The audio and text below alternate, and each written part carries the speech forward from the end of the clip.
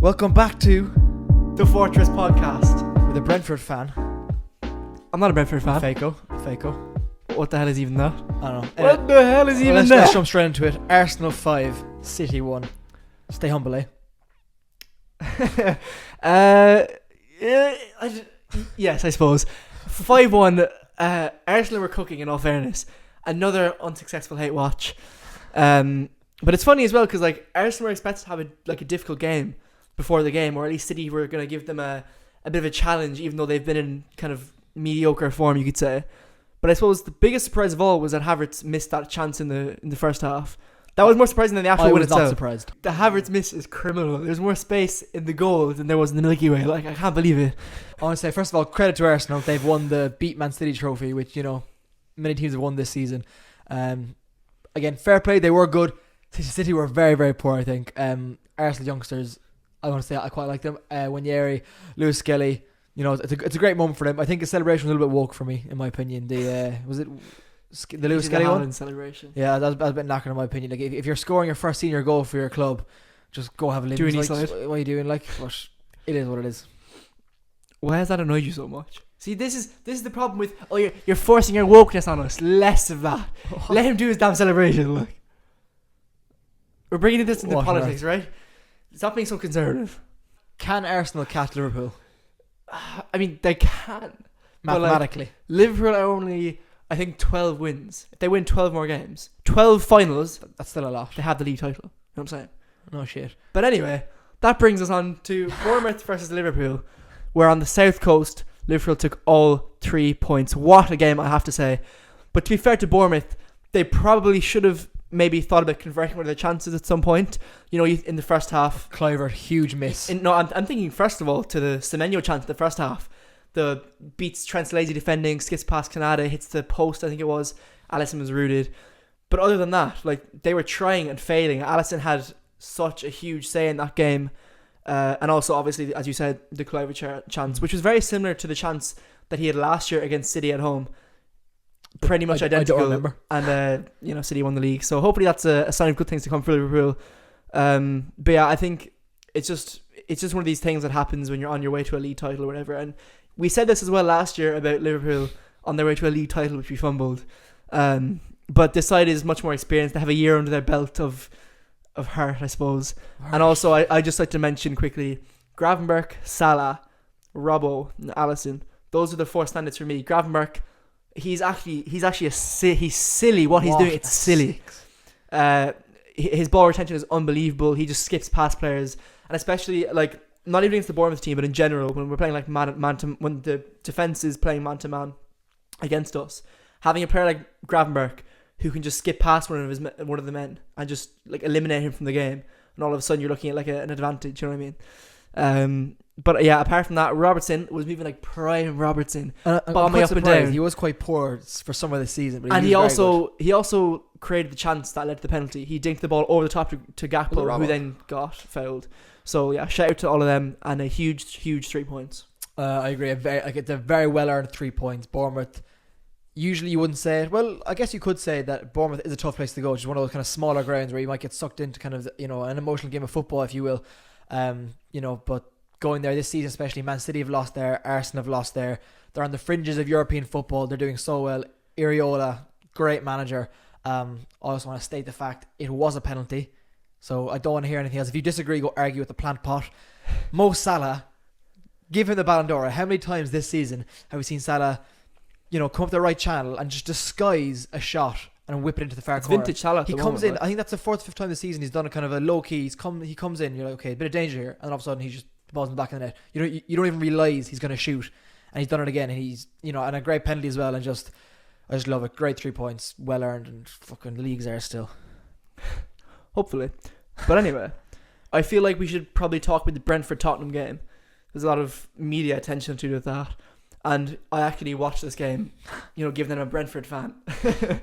But no, if I had it my way, I would have been watching the United Palace game. But that's for after. The man in the back of your top there, where did he go? So Mbeumo was actually on holiday in Jed Spence's pocket. Yeah, Jed Spence he'll be moving like jet expensive in the summer because he was absolutely unbelievable. His pace is silly. He like the fact he wasn't in this team like before, and it took this devastating amount of injuries Free at for him last. to be forced into the team. It's crazy. Free at last. In my opinion, this game actually saved Ange Postecoglou's job for a few more weeks at least. I'll say I'm a little bit disappointed with Brentford's performance. They gave us a very good game last week at the G-Tech as well. I don't know. I feel they could have done better. Tottenham are still poor, and they weren't even fantastic in that game. Brentford had some chances, turned into nothing. Again, Spurs were okay going forward. They obviously got their 2 goals, and they got the first 3 points in I don't know how long. So, I mean, they'll take it, won't they? They have to take it To to escape relegation. 3 points, mate. They need to get onto the beach quick. But did you see as well the anti-Spurs propaganda on Sky Sports? Anti-Spurs propaganda. Yeah, Jamie Carragher saying before the game that if they conceded less than 3 goals, he'd be like astounded or whatever. I agree, though. And they went there to hold a clean sheet. Yeah, but like, it's not. That's not a crazy shout at all. Less than They're 3. so leaky, and Brentford are so good on the attack, and especially on the counter attack against this kind of high line mate bullshit. Like, so I'm kind of surprised that fair play they got the clean sheet, to be honest. I could be wrong here, but this is my analysis of it. That in the Premier League, there's probably more left wingers that are like near world class than there are right wingers. Because like right wingers, you have to be left footed. Name one It's world class left winger. In the Premier League. I said near world class. So stop trying to clip me up, right? Okay, name one world class left winger. That's like, because there's plenty of world class right wingers. Phil Foden, Luis Diaz, Phil Foden is not a left. Cody Gakpo. Yeah, that's my analysis. Which won't ever see the light of day, but sure look. Manchester United have lost 2-0 to Crystal Palace. It goes from bad to worse to worser yet again. I didn't think there was another level, as Martinez is now injured for the rest of the season for 8 ACL. months. Well, I don't even know what to say. Jean-Philippe, boom, boom, boom. Mateta's in the room. Jean-Philippe. Insert cult edit. Yeah, the butcher has been butchered. You know what I'm saying? Like at home, I saw a thing on TikTok just before I came up here actually. 7 teams this season have won at Old Trafford. I'm going to name them, right? Liverpool, Mm-hmm. Brighton, Mm-hmm. Crystal Palace, Mm. Forest, Spurs, and Bournemouth. They're all good teams. Like but Crystal they're all Palace, right? decent, like. Crystal Palace have been very poor, and to go to Old Trafford and win 2-0 is a very good. It's a statement from them as in terms of form, and it's just so poor. Ruben Amar blood. Like up the video for Killian to get a new chair. Let's. I need to show them what I'm working with. There's zero back support. It's absolutely tattered. It's a broken. So I'm just sitting here like this. It's not even remotely funny. Yeah, I'm struggling. I hear donate to the link in bio. There's no link. All the proceeds go to charity. What the hell? Nottingham Forest have put 7 goals past the Seagulls. What's that Donny in goal? Not Steele, the other fella. It is Steele. Oh, sorry, Verbruggen. Joke, man. Very, very poor, I think. He gave the ball away many times out of the back. Forest for Europe. Forbruggen, more like 7bruggen. What did I write here? I said fair play to Nuno Espirito Santos. Forest are actually just like a very good football team, unfortunately, and they just sent Ward-Prowse back to West Ham. Potter wants him back, and they don't need him, especially with the midfielders coming back, and they have too many midfielders. What they want is midfielders who are just tough, win the ball, get the ball back, give it out to wingers who put in the middle. They don't want these kind of midfielders who can score or like get forward. They want wingers just brutes. You know, Dominguez, Yates, win the ball back, out wide, into Chris Wood's head. What about what's that one guy who came from Newcastle? Is it Anderson? Yeah, him as well. And you know they've taken 4 points of us this season, so they're obviously very good. A lot of them will be gone by summer. It's just the way of the road. It's just, and I'll also say it's sort of the best statement victory I've ever seen after a slip up. They lost 4-0, 5-0 last week to Bournemouth, and they've plus 2 goal difference from last and week. then they've got That is won crazy. 7-0. What on earth? Well, I think since they lost 5-0 to Bournemouth, they now are in a better position than Bournemouth. That is crazy. That is how it works because they won and Bournemouth lost. Yeah, but no, that's crazy though. That is nuts. It's not that crazy. Forest have always been above Bournemouth. Less of you. I don't know what you're But talking about. can Forest go and win the league? And if not, What? will they get Champions League football? Okay, Forest obviously can't win the league. Like, can we be real here? This is a serious footballing podcast with expert opinions. Nottingham Damn Forest cannot win the Premier League.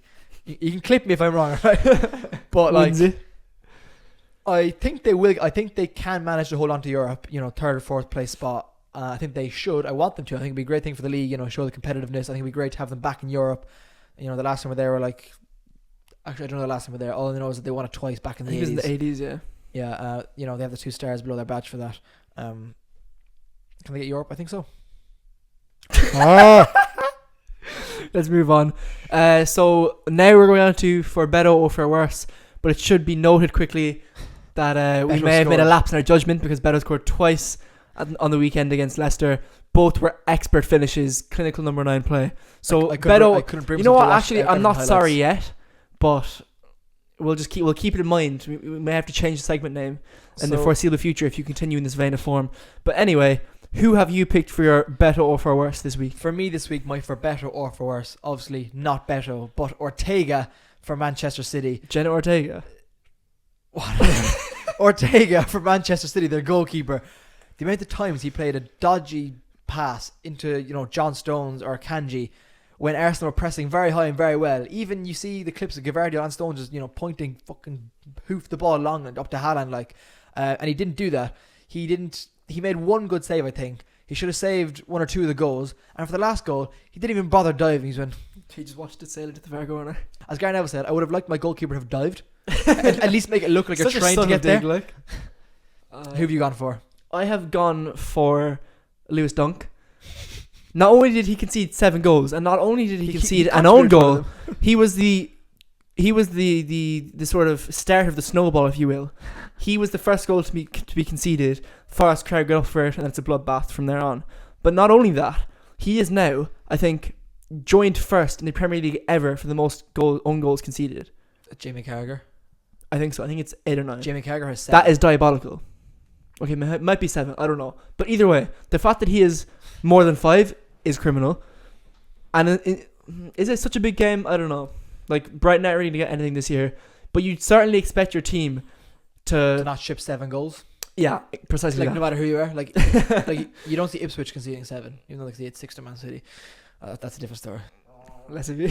Moving on to the next section, our preview for the next Premier League match week. It was in for a couple of days actually, that could be next week. Saturday or Sunday this week, I think. No, it's not till the week after actually. So starting off with finally Liverpool getting that game at hand out of the way with Everton at Goodison Park, the last Goodison Park derby. So that'll be a very tough game. Ernest Slot, I still think will manage a win here. These kind of 1-0, maybe 2-1 kind of victory. So I'm gonna say 2-1 Liverpool. I think I'll also back the win, which is funny because I didn't against Bournemouth, and this is probably a more difficult game just because of the rivalry and the occasion that's in it, because they're moving soon enough to their new stadium. But I think on paper, our 11 versus their 11, and even our subs, our team is far and beyond. The only thing they have going for them is the atmosphere and the rivalry. But that's not to say that we're also not going to be passionate about the game.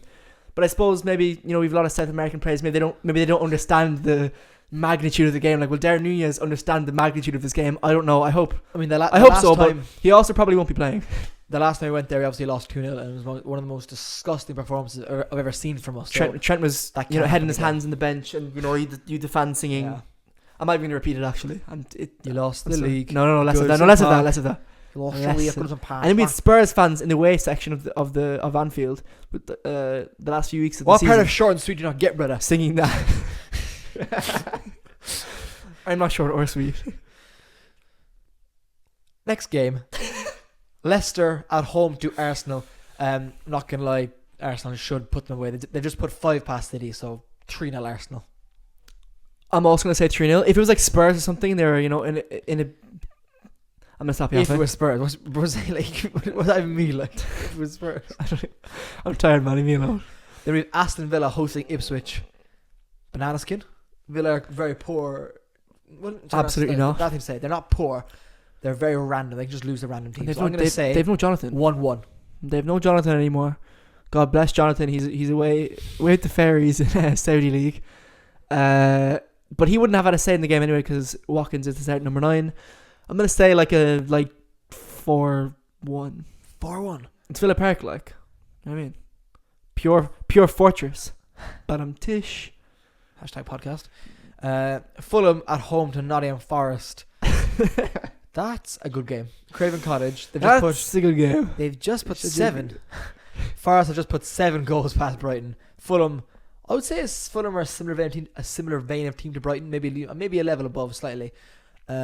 I think Forest will still put them away here. I'm going to say 3-2 Forest. Is that Craven Cottage? It is. And the Craven Cottage are craving a win after their last game, which was against United when they played at Craven Cottage, and they lost, unfortunately for them. So I'm going to have to Zero ball knowledge. I'm going to have to say You zero ball knowledge. Fulham just beat Newcastle. No, I just said at home. I said at Craven Cottage. The last game at Craven Cottage. So let's have that.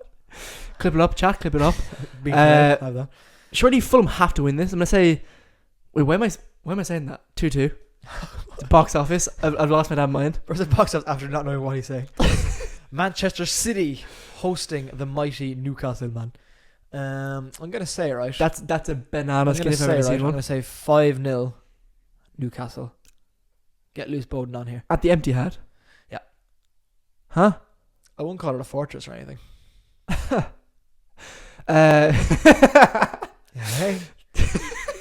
Hey. Sorry.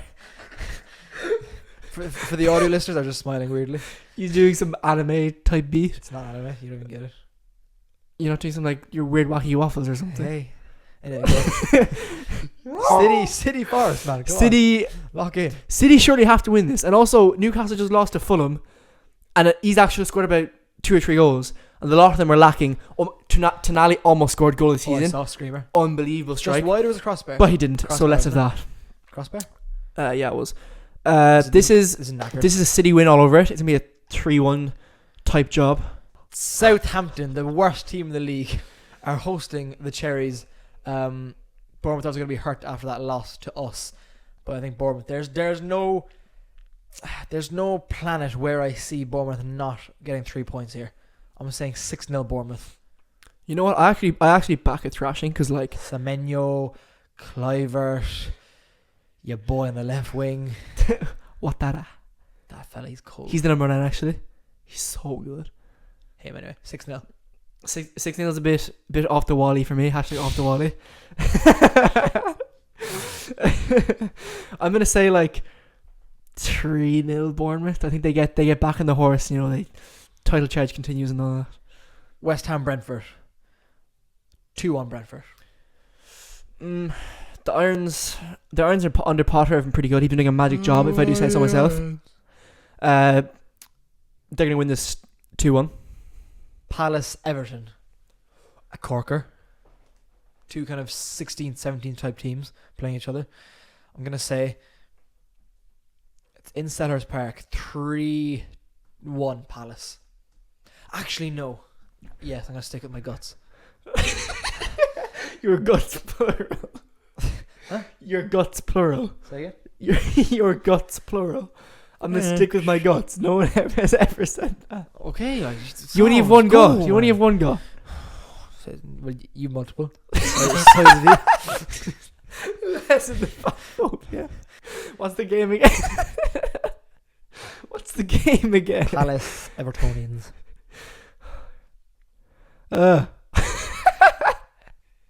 Go. This is a...